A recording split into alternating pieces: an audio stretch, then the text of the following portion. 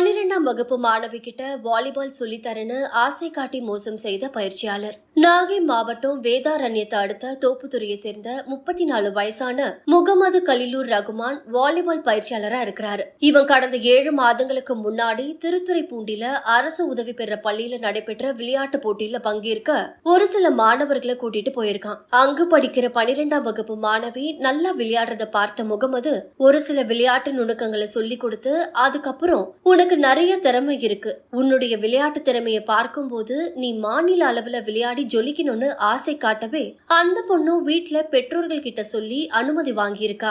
இதை தொடர்ந்து மாணவிக்கு முகமது நல்ல பயிற்சியும் கொடுத்து போட்டிகள்ல கலந்துக்க பல்வேறு ஊர்களுக்கும் கூட்டிட்டு போயிருக்கான். போன இடத்துல எல்லாம் தனியா பேசி அந்த பொண்ணு கிட்ட அத்துமீறல்லையும் ஈடுபட்டிருக்கான். இதை தெரிஞ்சுக்கிட்ட பெற்றோர்கள் மாணவிய பயிற்சிக்கு அனுப்பாம வீட்லயே வச்சிருக்காங்க.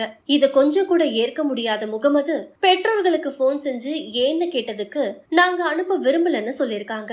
இதை தொடர்ந்து முகமது சைல்ட் லைன் நம்பரான 1098க்கு கால் பண்ணி என்னுடைய அணில நல்லா விளையாடுற பொண்ண அவளுடைய பெற்றோர்கள் விளையாட்டுக்கு அனுப்பாம வீட்டிலேயே வச்சு சித்திரவதை செய்யறாங்கன்னு புகார் கொடுத்திருக்கான். இதன் அடிப்படையில தான் குழந்தை பாதுகாப்புத்துறை அதிகாரிகள் விசாரணையின் போது இவ்வளவு விஷயங்கள் தெரிய வந்திருக்கு.